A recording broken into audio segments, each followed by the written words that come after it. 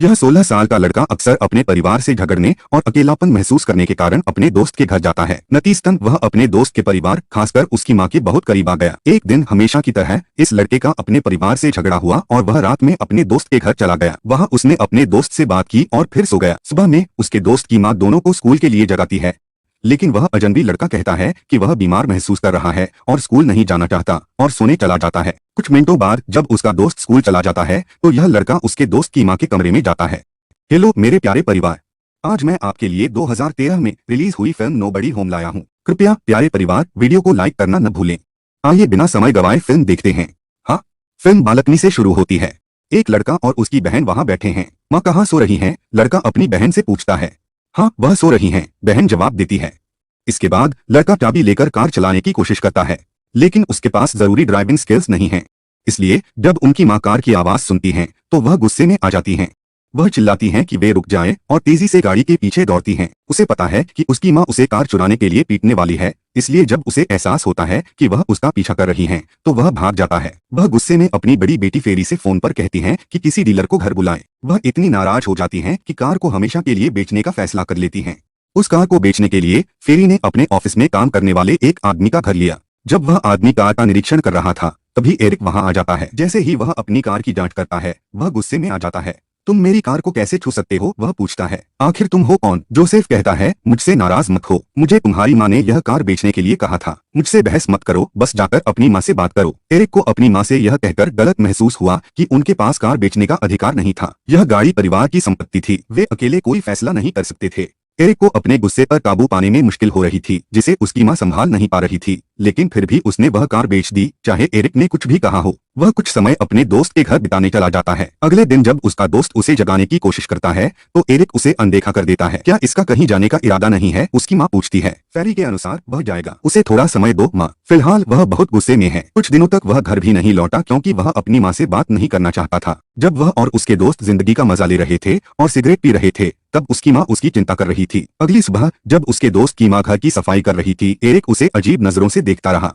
वह नहीं समझ पा रही थी कि वह क्या कर रहा है। फिर वह उसे दूसरे कमरे में जाकर पकड़ लेता है और जबरदस्ती उससे काम करवाता है। वह इस घटना से सदमे में थी। सब कुछ बहुत जल्दी हो गया। इसके बाद एरिक एक झील के पास जाता है और कुछ देर अकेला बैठता है। अपनी माँ से अब भी नाराज होने के कारण कि उसने कार बेच दी, एरिक शाम को घर लौटता है। बिना कुछ कहे वह सीधे अपने कमरे में चला जाता है। अगली सुबह एरिक अपनी बहन के पास जाता है और कहता है। एरिक को पैसे की जरूरत थी, लेकिन उसने जवाब दिया, मेरे पास नहीं है। तो माँ के पास जाओ और उनसे मांगो, लेकिन एरिक ना सुनना नहीं चाहता था। उसने खुद ही उसके पर्स से पैसे निकाल लिए। वह उसे रोकने की पूरी कोशिश करती रही, लेकिन वह असफल रही। एरिक अपने जीवन के उद्देश्य को लेकर अनिश्चित था। वह अपने परिवार की जिम्मेदारियां उठाने के लिए भी तैयार नहीं था। इसके बाद वह अपने दोस्त के घर जाता है। बैरी की माँ कहती है कि बैरी घर पर नहीं है। वह पूछती है, तुम यहाँ क्यों आए हो? लेकिन वह चुप ही रहता है। वह उससे बात नहीं करना चाहती थी, इसलिए वह किचन में चली जाती है और अपना काम करने लगती है। एरिक भी उसके पीछे जाता है और उसे पकड़ लेता है, लेकिन इस बार वह उसे इजाजत दे देती है।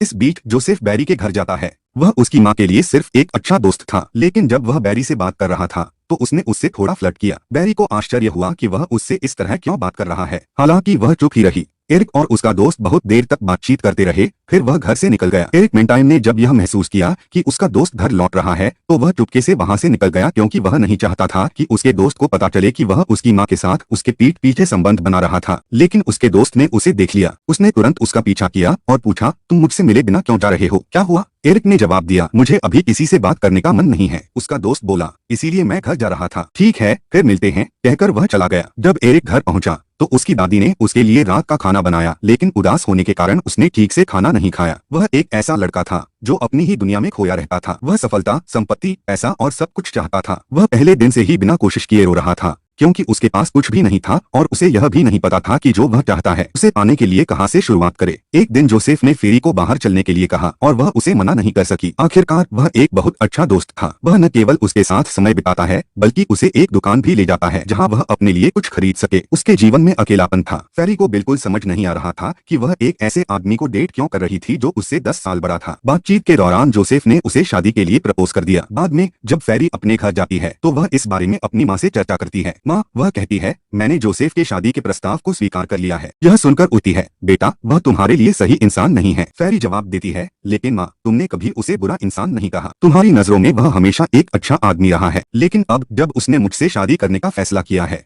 तो अचानक से तुम कह रही हो कि वह माँ, मुझे परवाह नहीं है कि आप क्या सोचती हैं। मैं कुछ महीनों में उससे शादी करने जा रही हूँ और वह एक अच्छा इंसान है। उसकी माँ कहती है, तुम्हें यह पसंद आए या ना आए इससे कोई फर्क नहीं पड़ता। इतनी जल्दी क्यों? तुम्हारी उम्र क्या है? मैं 32 साल की हूँ। वह कहती है, मुझे बहुत पहले ही शादी कर लेनी चाहिए थी। एरिक समय पर अपने दोस्त बैरी के जन्मदिन समारोह में पहुँचता है। उसकी माँ उससे पूछती है, तुम आजकल मेरे घर क्यों नहीं आ रहे हो? क्या बात है? अब तुम्हें मेरी जरूरत नहीं रही? वह समझाता है, मैं बस काम और पढ़ाई में व्यस्त हूँ। लेकिन उसकी माँ जानती थी कि वह झूठ बोल रहा है। उसे साफ दिख रहा था कि एरिक अब उससे उकता गया है। आखिर वह सिर्फ एक बूढ़ी औरत ही तो थी। उसे मिलने से उसे कौन रोक रहा था? जब एरिक घर लौटता है तो उसे पता चलता है कि उसकी बहन 2 महीनों में शादी कर रही है। यह सुनकर वह बहुत नाराज हो जाता है, क्योंकि उस परिवार में कोई भी आर्थिक रूप से आत्मनिर्भर नहीं था। बस बैरी ही अकेला कमाने वाला था। तुम्हें मजबूत और जिम्मेदार बनना होगा, वह अपने भाई से कहती है। मेरे जाने के बाद तुम्हें इस परिवार का ख्याल रखना होगा। लेकिन उनकी माँ कहती है, इसे मुझ पर छोड़ दो। तुम्हारा भाई अपने दम पर कमाने की हिम्मत नहीं रखता, तो मैं उनकी देखभाल वैसे ही करता रहूंगा जैसे हमेशा करता आया हूँ। एरिक इतना आहत हुआ कि वह वहां से चला गया और सीधे अपने दोस्त की माँ के पास पहुंचा। हालांकि उसने देखा कि उनके पति घर पर थे। क्या मैंने नहीं कहा था कि मेरे पति घर आ रहे हैं? उसने नाटक करना शुरू कर दिया। मुझे वास्तव में खेद है, एरिक ने कहा। मैं बैरी से मिलने आया था। क्या वह घर पर नहीं है? नहीं, उसने कहा। जोसेफ हर दिन फेरी को घर छोड़ने के लिए ला रहा था। जैसा कि हम इस बीच देख सकते हैं, फेरी को एक दिन पसंद नहीं आया जब उसने कार में उसे चूमा। फिर वह मुड़कर चली गई क्योंकि वह उससे शादी नहीं करना चाहती थी। हम देख सकते हैं कि वह रात में रो रही थी और अपने दांत ब्रश कर रही थी। हालांकि वह पहले ही 32 साल की हो चुकी थी और असहाय थी। वह क्या कर सकती थी? फेरी कभी भी एक उपयुक्त साथी नहीं ढूंढ पाई। उसकी सगाई के दिन कुछ हफ्ते बाद उसकी माँ बहुत बीमार हो गई। जोसेफ ने दावा किया कि उसे अस्पताल ले जाना पड़ा। मेरा भाई, चाचा, पिता और माँ हमारी सगाई में जा रहे हैं। हम इस समय अपनी सगाई में देरी नहीं कर सकते, उसने समझाया। मुझे पता है, जब मेरी माँ मुझसे सगाई समारोह को कैसे संभालना है इस बारे में बात करने की कोशिश कर रही थी, मैंने उसे बोलने दिया। फेरी वह बात करती रही। फेरी को बचपन से ही बदकिस्मत महसूस होता था। आज भी उसका मूड खराब था और वह सही से बातचीत नहीं कर पा रही थी। हालांकि उसने अपनी शादी को टालने का कोई इरादा नहीं रखा था। वह अपनी माँ के सामने ही घर पर सगाई कर लेती है। सगाई के जश्न के बाद उसकी माँ उससे कहती है, पार्टी में ऐसा लग रहा था जैसे तुम्हें किसी भी हाल में पति चाहिए था। यह सुनकर फेरी को बहुत बुरा लगता है। ऐसा लग रहा था जैसे उसकी माँ नहीं चाहती कि वह शादी करे, खासकर ऐसे आदमी से जो उससे 10 साल बड़ा हो। अपनी माँ की यह ताना सुनकर फेरी इतनी आहत होती है कि वह हाथ में पकड़ी प्लेट तोड़ देती है और वहां से चली जाती है। असल में फेरी की शादी से उसकी माँ को कोई दिक्कत नहीं थी। उसे इस बात की चिंता थी कि अब उसे फेरी की सैलरी नहीं मिलेगी। घर में कमाने वाली सिर्फ फेरी ही थी। अब वह क्या कर सकती थी? आखिरकार हर कोई एक दिन शादी कर ही लेता है। गुस्से में आकर उसकी माँ ने तो उनकी शादी तोड़ने तक की कोशिश की। वह जोसेफ से कहती है, मेरी बेटी उतनी अच्छी नहीं है जितना तुम सोचते हो। वह बस काम में लगी रहती है और कभी समय पर घर नहीं आती। अगर तुम उसे महीने में एक बार भी घर पर समय से पाओ तो बताना। यह तुम्हारी किस्मत अच्छी है, तुम उसके साथ कभी खुश नहीं रह सकते। जोसेफ उसके कार्यों को समझ सकता है। वह हमारे संबंध को नष्ट करने की कोशिश कर रही है। वह कहता है कि तुम्हें हमारी चिंता करने की जरूरत नहीं है। फेरी के पास सब कुछ है, इसलिए मैं किसी तरह गुजारा कर लूंगा। एक आदमी को एक औरत की जरूरत होती है। एक दिन जब फेरी घर लौटती है तो वह एरिक को अपने कमरे में नशा करते हुए देखती है। वह कहता है, तुम क्यों नहीं समझती? यह सुनकर फेरी को इतनी गुस्सा आ जाती है कि वह उसे पीटने लगती है। जब मैं घर से बाहर होती हूँ और तुम यहाँ नशा कर रहे होते हो तो इस परिवार का खर्चा कौन चलाएगा? जाग जाओ, जब मैं शादी कर लूंगी तो इस परिवार की देखभाल करने की जिम्मेदारी सिर्फ तुम्हारी होगी। दोनों रोने लगते हैं। इसके बाद आखिरकार वह समय आ जाता है जब फेरी की शादी होने वाली होती है। सभी खुश थे, लेकिन उसकी माँ शराब पी रही थी। वह कभी नहीं चाहती थी कि फेरी शादी करे क्योंकि उसकी आर्थिक स्थिति ठीक नहीं थी। शादी की खुशी में जब सब लोग नाच रहे थे तो फेरी को अपनी माँ की उदासी का एहसास होता है। जब वह चली जाएगी तो उसके परिवार का ख्याल कौन रखेगा? उसकी माँ अपनी बेटी की शादी में मौजूद थी। परियों का भी यही हाल था। हालांकि दुनिया में कुछ चीजें ऐसी होती हैं जो किसी न किसी समय घटित होने के लिए नियत होती हैं। यहाँ फिल्म समाप्त होती है। कृपया हमारे चैनल को लाइक और सब्सक्राइब करना न भूलें। धन्यवाद।